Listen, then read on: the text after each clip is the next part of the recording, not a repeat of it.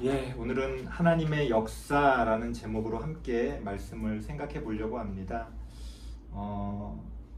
그 주보를 보시면 제가 역사라는 단어 옆에 한자를 같이 병행을 했습니다. 뭐 한자라든가 이렇게 영어 같은 것들 제가 잘 사용 안 하려고 노력하는데요. 또 어쩔 수 없이 써야 될 때가 있습니다. 오늘 제목에서 쓰는 역사는 우리가 흔히 역사적인 기록이 어떻다라고 할 때 그 역사입니다. 세계사, 국사, 우리나라의 역사 할 때 그 역사를 이야기합니다. 성경에도 역사라는 단어가 많이 나오거든요. 검색을 해보면은 역사라는 단어가 많이 나오는데 그때 쓰는 역사는 한자가 완전히 다릅니다. 흔히 우리가 어떤 옛날에 그런 말들을 많이 썼는데 어떤 큰 뭐 토목공사를 하거나 건축 같은 거를 할 때 야 대단한 역사가 이루어지고 있습니다 할 때 그때 쓰는 역사예요. 일한다 할 때 그런 역사입니다. 그리고 또한 성경에서 많은 경우에 하나님이 역사하신다 이런 표현들을 많이 써요. 하나님이 하시는 일을 또 역사라고 해요. 그러니까 우리가 막 큰 공사 같은 거 할 때도 역사라고 하고 하나님이 하시는 일도 크잖아요. 그래서 역사라고 표현합니다. 성경에 나오는 역사는 다 그 역사예요. 일하신다. 사람이 일을 하건 하나님이 일을 하건 뭔가 큰 일을 하고 있다 할 때 우리가 역사라는 단어를 씁니다. 하지만 오늘 우리가 함께 살펴볼 역사는 그런 역사가 아니라 역사적인 기록들, 우리가 기억해야 될 역사적인 사건들, 바로 그 역사에 대한 이야기를 한번 해보려고 합니다. 사실 좀 어려운 얘기가 될 것 같아요. 얼마나 이게 어려운 얘기가 될 것 같은지 제가 일주일 동안 설교 준비하면서 꿈자리가 뒤숭숭할 정도로 그렇게 힘들었어요. 제가 어젯밤에 악몽을 꿨어요. 무슨 악몽을 꿨냐면 아니 예배를 준비하는데 뭐가 자꾸 예배가 준비가 안 되고 뭐가 막 펑펑 구멍이 뚫리는 거예요. 그래서 막 1층부터 막 몇 층까지 왔다 갔다 하면서 하는데 예배 시간은 다가오는데 막 뭐가 준비가 안 돼가지고 막 여기 갔다가 저기 갔다가 밤새. 그래서 내가 아침에 일어나면서 이 악몽을 꾸고 나면 아침에 괴롭거든요. 그래서 야 꿈이었구나. 막 식은땀이 나면서 다행이다. 다행이구나. 그러고 이렇게 했었는데 아까 예배 준비 다 했지 하고서 이제 안심하고 있는데 사모님이 여보 김밥 어떻게 했어? 그러더라고. 김밥 가지러 가야 되는데 아까 진짜 가지러 갔어야 되는데 그래서 야 내가 예지몽을 꿨나. 뒤늦게 막 김밥 가지러 막 뛰어서 막 갔다 오고 하느라고 막 땀이 막 그냥 엄청 나가지고. 근데 왜 이런 일이 벌어졌냐? 이놈의 오늘 설교 때문에. 이 설교를 준비하는데 너무 이게 우리 성도님들한테 가르쳐드리고 싶은 건 많은데 또 너무 어려운 얘기를 할 수는 없고 그걸 좀 어떻게 쉽게 해보려고 하는데 어려운 게 쉽게 얘기할 수 있으면 그게 왜 어렵겠어요. 그러니까 그냥 혼자서 끙끙 앓으면서 일주일 동안 막 준비를 하면서 안 돼 이거는 빼야 돼 막 하면서 그렇게 준비를 했습니다. 근데 가끔 그런 생각이 들어요. 그냥 다 누구나 하는 그런 쉬운 이야기들 이렇게 함께 나눠도 충분한데 나는 왜 이렇게 괜히 혼자 고생을 하나 그런 생각을 하는데 사실 여러분들이 누구나 알고 있는 하지만 또 항상 우리가 알아야 될 이야기를 나누는 것도 필요하지요. 하지만 하나님이 저에게 주신 사명은 그런 것 같아요. 우리가 하나님 앞에서 꼭 알아야 될 것들 때로는 어렵지만 최소한 이렇게 짚고는 넘어가자. 다 말씀드릴 수도 없고 여러분들이 그거를 다 이해해야 될 필요는 없지만 그럼에도 불구하고 결국 신앙생활이라는 건 하나님을 알아가는 거예요. 성경을 통해서도 하나님이 말씀하시잖아요. 나를 아는 것을 하나님이 기뻐하신다는 거예요. 그러니까 신앙생활은 좀 이따가도 좀 말씀드리겠습니다만 어떤 종교적인 행위를 열심히 하는 게 신앙생활이 아니에요. 결국 우리가 그 종교적인 생활을 통해서 하나님이 어떤 분이신지를 아는 거예요. 자꾸 우리가 하나님께 영광 돌리자고 얘기를 하잖아요. 그건 틀렸어요. 하나님을 알면요, 저절로 영광을 돌리게 돼요. 그래서 우리의 신앙생활에 있어서도 결국 우리가 하나님의 말씀을 통해 하나님이 어떤 분이신지를 배우고 또 깨달아가는 것이 중요하다. 그래서 오늘 좀 어려운 주제가 될 수도 있습니다만 함께 좀 이야기를 나눠보려고 합니다. 하나님과 역사가 어떤 관계인지를 살펴보려고 해요.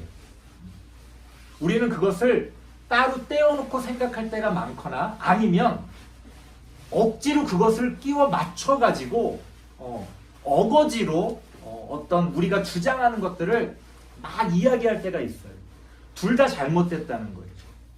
하나님과 역사가 어떤 방식으로 연결되고 또 그 가운데서 어떤 의미를 우리에게 가르쳐 주는지에 대해서 함께 이야기를 좀 해보려고 합니다.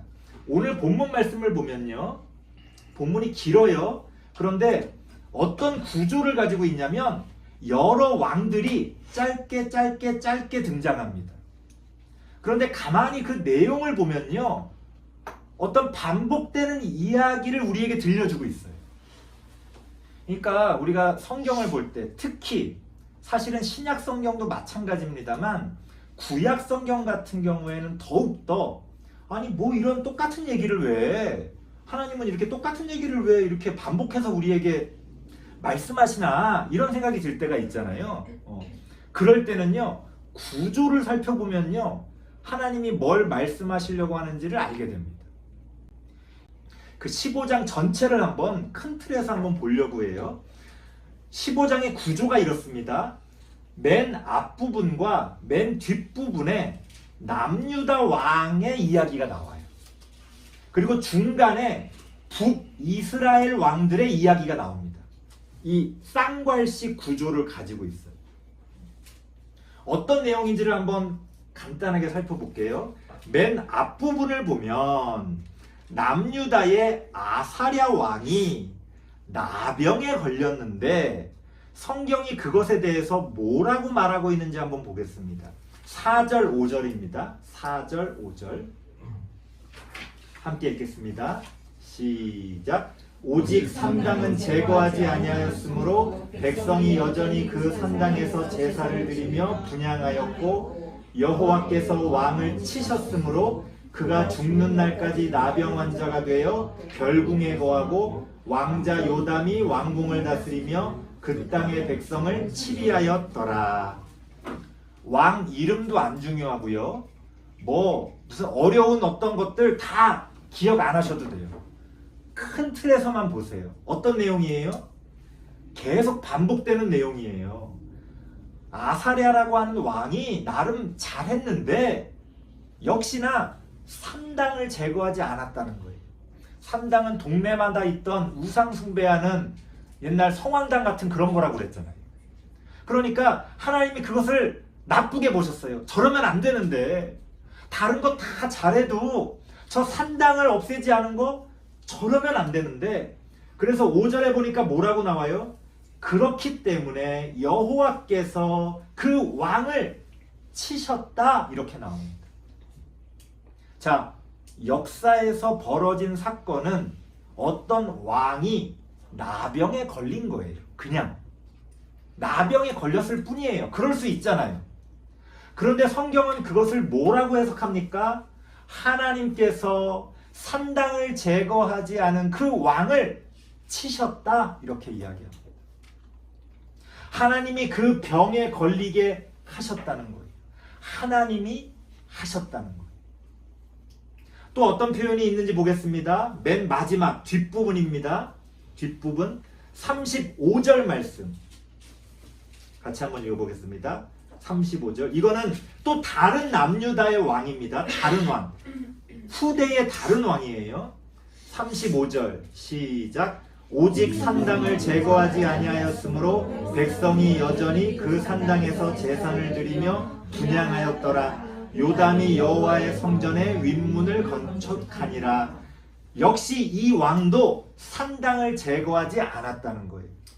그래서 어떤 일이 벌어졌다고 성경이 이야기할까요? 37절 말씀 읽어볼게요. 37절 시작. 그때의 여호와께서 비로소 아람 왕 르신과 르말라의 아들 베가를 보내어 유다를 치게 하셨더라. 그것 때문에 다른 나라가 침략하도록 하나님이 하셨다는 거예요. 하나님이 치셨다는 거예요. 같은 표현이죠. 산당을 제거하지 아니하였으므로 하나님이 치셨다. 이게 오늘 15장 말씀의 앞뒤를 구성하고 있습니다. 하나님이 그 역사 가운데서 직접 일하셨다는 거예요. 자, 그 가운데에는요, 북이스라엘 왕들이 쭉 여러 명 나옵니다. 반복되는 표현이 계속 나오는데 하나만 살펴볼게요. 9절, 10절, 9절, 10절. 9절, 10절입니다. 같은 표현이 계속 나와요. 그러니까 한 왕만 살펴보려고 하는 겁니다. 9절, 10절 시작. 그의 조상들의 행위대로 여호와 보시기에 악을 행하여 이스라엘로 범죄하게 한 느밧의 아들 여로보암의 죄에서 떠나지 아니한지라. 야베스의 아들 살룸이 그를 반역하여 백성 앞에서 쳐 죽이고 대신하여 왕이 되니라. 남유다는 항상 산당 때문에 문제였어요. 산당. 북이스라엘은 뭐 때문에 문제예요? 느밧의 아들 여로보암의 죄. 금송아지. 북이스라엘은 그 금송아지를 없애지 못해서 하나님이 없애라고 하시는데도 그것을 없애지 못해서 계속 문제가 됩니다. 자, 직접적으로 하나님이 하셨다는 표현은 안 나오지만 뭐라고 나와요? 여호와 보시기에 악을 행하여 어떤 일이 일어났다고 나옵니까? 반역이 일어나서 결국은 죽었다. 이 표현이 계속 등장합니다. 자, 반역은 그냥 일어난 거예요. 그런데 성경은 뭐라고 해석해요? 그 반역이 바로 하나님의 심판이다. 이렇게 이야기하고 있다는 겁니다. 역사 가운데서는요, 수많은 일들이 발생합니다. 그런데 우리가 역사라고 부를 때는 거기에 뭐가 담겨 있는 거예요? 어떤 의미가 담겨 있는 거예요. 의미. 과거에 이제 뭐 앞으로 우리 8월 15일 날 또 광복절이 옵니다만 그저 과거에 일본이 패망해서 우리나라가 독립하는 일이 있었어요. 그런 일이. 그냥 있었어요. 그런데 우리가 그 날을 8.15 광복절이라고 기념하면서 의미를 부여하는 거죠. 하나님께서 우리 민족에게 독립을 허락해 주셨다라고 믿음으로 고백하는 거예요. 그러면 역사가 되는 거예요. 역사. 아무도 기억하지 않으면 역사가 안 됩니다. 여러분, 일기를 한번 써보세요. 일기를 쓰면요, 저는 이제 어릴 때 그 일기 형식으로 된 그런 문학들이 많이 있었어요. 그래서 어릴 때 되게 재미있게 읽었던 기억이 나는데 그걸 보고서 이제 저도 한때 일기를 많이 썼습니다. 물론 계속 쓰지는 못했습니다만, 근데 일기를 쓰면 어떤 일이 벌어지냐면요. 자, 어제 무슨 일이 있었어요? 1년 전에 무슨 일이 있었어요? 사실은 우리가 기억하지 못하면 그냥 아무것도 아닌 거예요. 그런데 일기를 쓰면요, 과거에 있었던 그 일이 역사가 됩니다. 가끔 이제 제가 페이스북 보다 보면은 페이스북에서 뜬금없이 1년 전 당신이 했던 뭐 이렇게 뜰 때 난 이제 뭐 별로 안 봤는데 뭐가 떴나? 그러고 이렇게 봤더니 뭐야? 내가 했던 걸 자꾸만 얘가 들려줘요. 당신이 1년 전에 이런 활동을 했다. 깜짝 놀랄 때가 있어요. 내가 이런 걸 썼었나? 내가 이런 걸 했었나? 페이스북이 뭘 하는 거예요? 역사를 만드는 거죠. 역사를. 하나님께서는요, 우리가 깨닫지 못하는 순간에도 역사 가운데서 역사하신다는 거. 앞의 역사는 이렇게 기록되는 역사고 뒤의 역사는 일하신다는 거. 하나님은 오늘도 역사 가운데서 역사하신다는 거예요. 오늘 이 시간 우리가 하나님께 드리는 예배가요, 우리가 그 예배에서 하나님의 말씀을 배우고 깨닫고 우리가 그 순간에 하나님을 만나게 되면요, 바로 이 시간이 우리의 삶의 역사가 됩니다. 하나님은 그렇게 역사 가운데서 활동하시고 일하신다는 것을 오늘 성경이 큰 틀에서 우리에게 보여주고 계시는 거예요. 물론 오해하지 마세요. 뭐 시시콜콜한 모든 걸 다 하나님이 직접 하셨다, 그건 아니에요. 하지만 큰 틀에서 이 역사의 어떤 흐름이라는 것을 하나님이 직접 운행하신다는 거예요.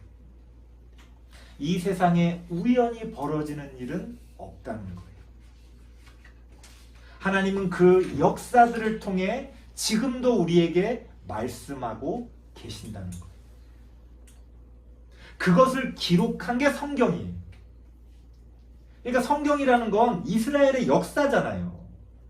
이스라엘, 사실은 우리의 역사도 아니지만 그 이스라엘의 역사를 통해 하나님이 우리에게 뭘 말씀하시는 거예요. 우리가 왜 과거에 왜 로마인 이야기라는 책이 막 유명했었어요.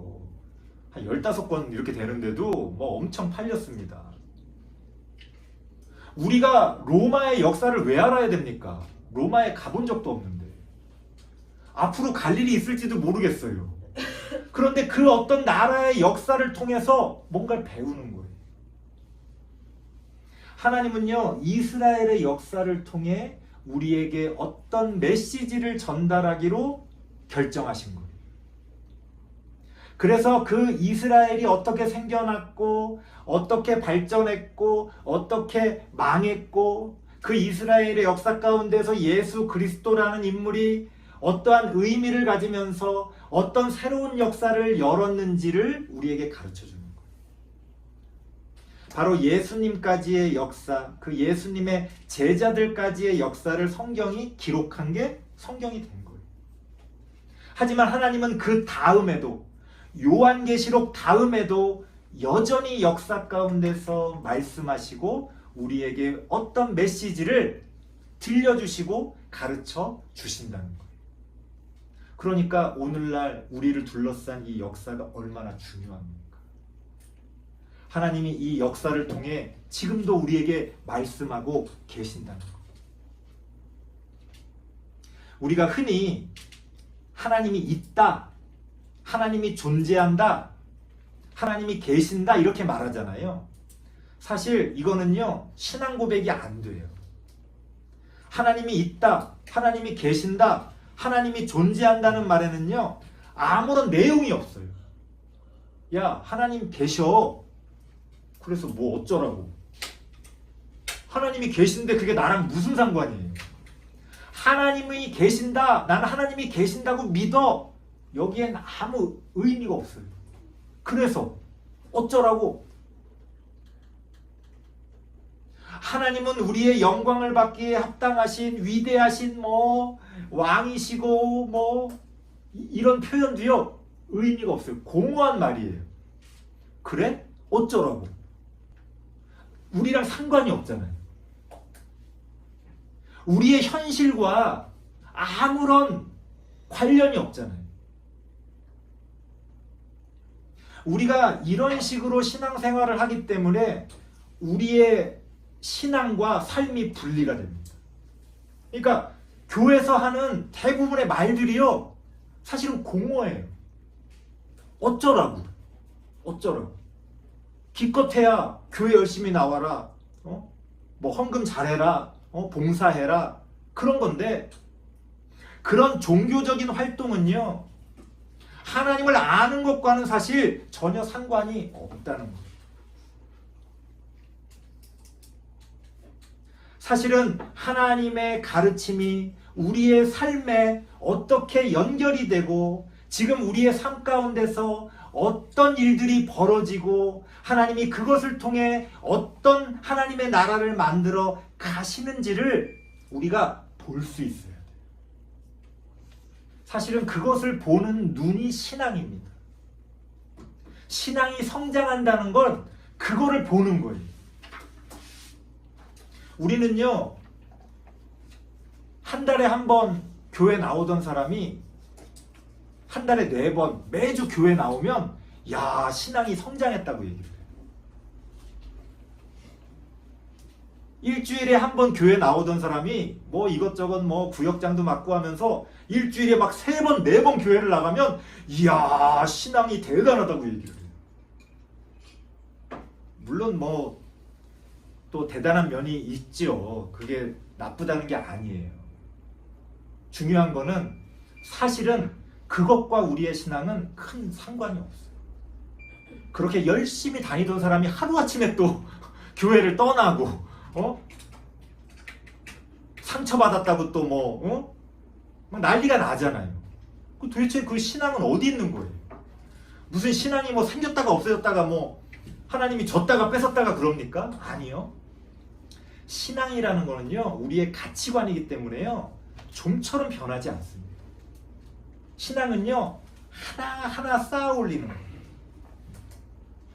우리의 삶의 모습은 좀 달라질 수 있죠. 어떨 땐 좀 게을러질 수도 있고, 어쩔 땐 좀 방황할 수도 있죠. 하지만 신앙은요, 내가 방황한다고 와르르 무너지고, 내가 교회 열심히 나간다고 막 갑자기 확 막 성장하고 그러는 게 아니에요.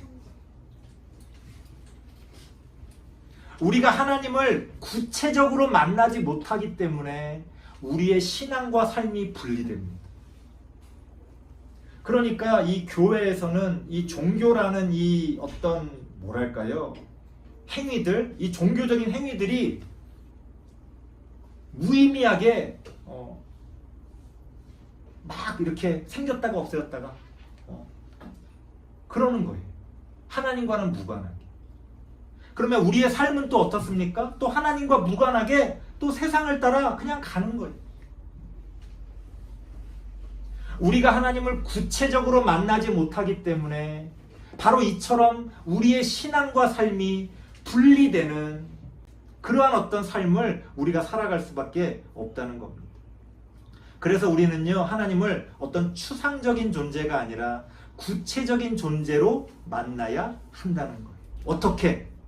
어떻게 우리가 하나님을 구체적으로 만날 수 있을까요? 바로 역사를 통해 가능하다는 거예요. 역사를.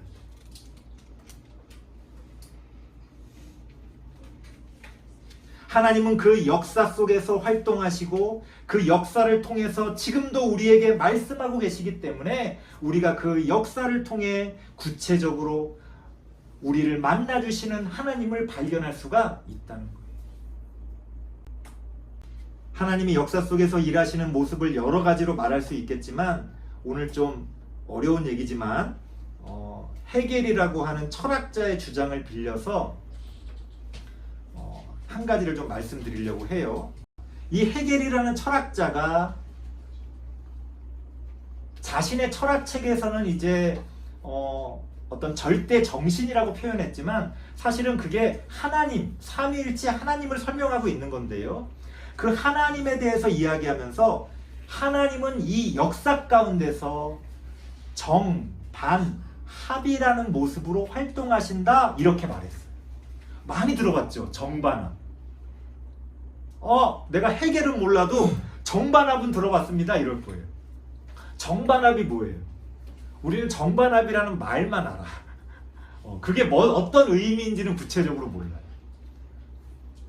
이런 거죠. 어떤 게 정이라고 있어요. 이렇게 존재해요.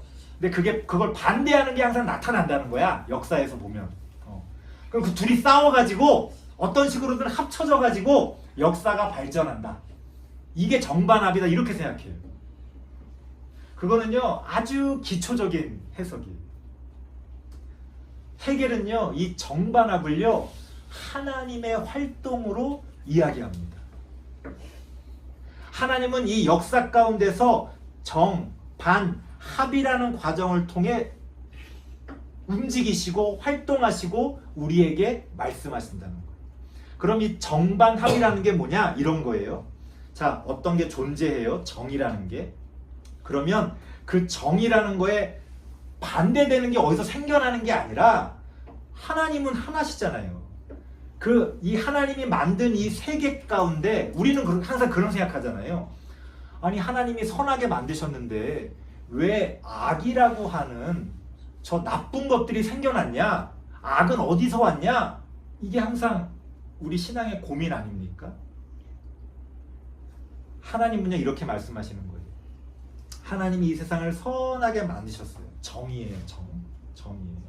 그런데 그 안에 어떤 모순들이 생겨난다는 거예요. 왜? 우리의 욕심과 우리의 욕망과 우리의 어긋난 마음들. 여러분 우리가 초등학교 때 주일학교 때 배웠던 것들대로만 살면 이 세상에 나쁠 게 뭐가 있어요. 우리가 배운 거는 다 착하게 살아라, 질서를 지켜라 이렇게 해서 배우잖아요. 근데 왜 어긋나요? 어느 순간 그러기 싫어. 내가 왜 그래야 돼? 우리의 욕심과 욕망이 어떤 것들을 어긋나게 만드는 거예요. 왜냐하면 하나님이 우리를 기계가 아니라 로봇가 아니라 자유의지를 가진 인간으로 만드셨기 때문에 그런 일이 벌어지는 거예요. 이걸 뭐라고 표현하냐? 내 안에 가지고 있는 어떤 모순이라고 표현해요. 모순. 이런 거 있죠. 나 정말 잘하고 싶은데 잘 안 될 때가 있잖아요. 남편한테, 아내한테 그래 내가 이제 잘해줘야지라고 결심했어. 근데 얼마 못 가. 좀 이렇게 하다 보면 또 그냥 불끈불끈 진짜 그냥 이럴 때가 있어. 내 마음은 안 그런데 나 잘해주고 싶은데 분명히 나는 잘해주고 싶은데 내 안에 어떤 모순이 생겨요. 갈등이 생겨. 갈등이 생겨. 그런 모순들이 반을 만듭니다. 그래서 사도 바울이 말한 내 안에 또 다른 나, 그게 반이에요. 나는 신앙생활 잘하고 싶고 나 하나님 말씀대로 살고 싶어. 그게 정의예요. 근데 자꾸 불쑥불쑥 내 안에서 그러기 싫은 마음이 자꾸 생겨나. 그게 반이에요. 그러면요 어떻게 해야 돼요? 그 반을 그걸 이제 부정적인 것이라고 얘기하는데 그 부정적인 것을 우리가 부정해야 돼요. 저건 잘못됐어. 그러면 안 돼. 우리가 그 부정적인 것을 부정함으로써 다시 본래의 나로 돌아가는 게 합이에요. 그러니까 정반합이라는 건 우리가 여러분 학교 다닐 때 이렇게 배웠을 거예요. 정반합. 합 옆에 또 반. 정반합. 이렇게 뭔가 막 올라가잖아요. 이렇게. 사실 올라가는 게 아니에요. 자기 자신에게로 돌아가는 거. 그래서 이거를 하나님의 활동이라고 얘기하는 거예요. 하나님이 어디로 발전하는 게 아니잖아요.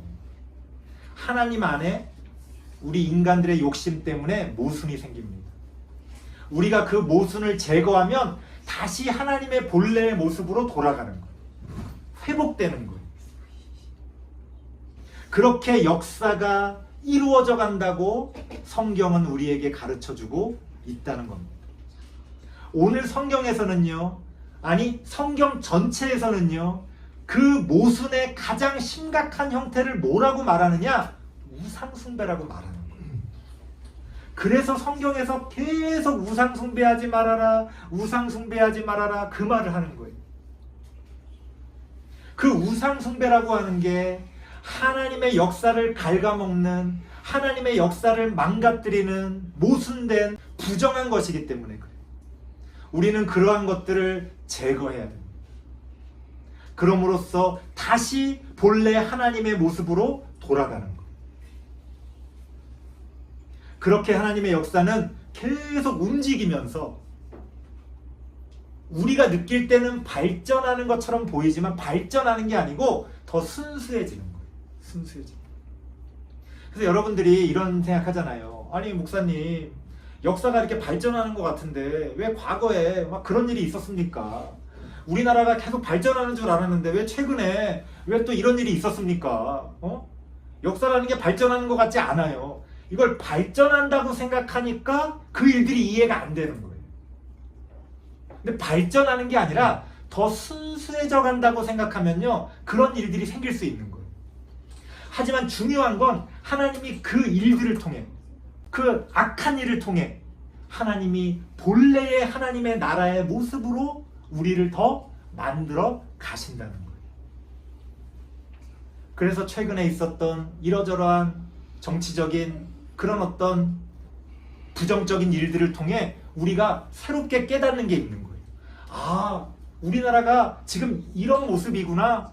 아, 우리나라가 이제 앞으로 어떻게 나아가야 되겠구나. 단순히 일직선으로 쭉 발전만 하는 게 아니라 우리는 그러한 역사의 수레바퀴를 통해서 점점 하나님의 본래의 뜻을 찾아가는 거예요. 깨달아가는 거예요. 아, 그때는 내가 그게 하나님의 뜻인 줄 알았는데, 아, 그때는 내가 그게 옳은 줄 알았는데, 이 역사의 수레바퀴 속에서 깨닫는 거예요. 아, 하나님의 뜻은 여기에 있었구나. 내가 그때 미처 몰랐구나. 아, 내가 그걸 잘못 알고 있었구나. 그렇게 우리는 본래 하나님에게로 돌아가는 겁니다. 하나님은 그렇게 역사를 만들어 가시고 역사를 통해 우리를 가르쳐 주신다는 겁니다. 오늘도 하나님은 그렇게 우리에게 말씀하고 계십니다. 성경은요, 그렇게 말씀하시는 하나님의 메커니즘, 하나님의 방식을 가르쳐 주는 거예요. 성경은. 그러니까 우리가 성경에만 진리가 있다고 말하면 안 돼요. 성경은요, 뭐랄까요? 매뉴얼이에요. 매뉴얼. 우리가 어떤 기계를 조작하는 데 있어서 그거를 아주 가장 적절하게 잘 조작할 수 있도록 혹은 잘못 망가뜨리지 않도록 가르쳐주는 매뉴얼이 사용 설명서. 그러면 그 사용 설명서를 통해 하나님의 방식을 배우고 하나님의 뜻을 알게 되면 더 중요한 건 뭐예요? 이제 그 방식으로 그 기계를 통해 우리가 뭔가를 만들거나 살아가는 거죠. 근데 오늘날 우리 기독교의 가장 황당한 모습은 매뉴얼만 보고 있어. 매뉴얼만. 기계를 사놓고, 야, 이거 좋은 기계네. 야, 이거 최신 기술이 접목돼 있구나. 야, 이게 이렇게 비싸고 이게, 야, 그래서 막 사람들한테 자랑해. 야, 이 기계가 최고야. 야, 그 기계를 막 전도해. 근데 그 기계를 쓰진 않아. 그 기계를 말하고 심지어 그 기계를 전도까지 하는데 그 기계를 사용하지를 않는 거예요. 그러니까 신앙이 성장하지를 않아요. 황당하죠. 황당하죠. 매뉴얼을 배웠으면 이제 그걸 통해서 아, 그럼 이제 이걸 가지고 내가 어떻게 사용할까? 물론 사용하다 보면 실수할 때도 있고 잘못할 때도 있죠. 고장나서 AS를 받아야 될 때도 있어요. 하지만 역사 가운데서 우리가 그 하나님이 가르쳐 주신 것을 가지고 살아가는 거예요. 그리고 역사를 만들어 가는 거예요. 그리고 하나님의 나라는 바로 그러한 우리의 역사 가운데서 만들어져 가는 거예요. 하나님은 그렇게 오늘도 역사를 통해 우리를 가르치시고 역사 가운데서 일하신다는 것을 여러분들이 아시고 오늘도 하나님의 말씀을 통해 배우면서 역사를 통하여 하나님을 만나는 우리 모든 성도님들 되시기를 바랍니다. 기도하겠습니다. 하나님 감사합니다. 부족한 우리들이지만 하나님 말씀을 통해 배우며 성장하며 나아가기를 원합니다. 그저 성경이 가르쳐주는 것 안에 머무는 것이 아니라 성경을 통하여 배운 것을 붙들고 이 세상 가운데서 하나님이 만들어 가시는 그 놀라운 역사의 장에서 우리가 함께 동행하며 나아갈 수 있기를 원합니다. 하나님, 우리와 함께하여 주시고 이 세상의 역사 가운데서 하나님의 뜻을 이루어 가시며 우리를 가르치시고 인도하여 주옵소서. 예수님의 이름으로 기도드리옵나이다. 아멘.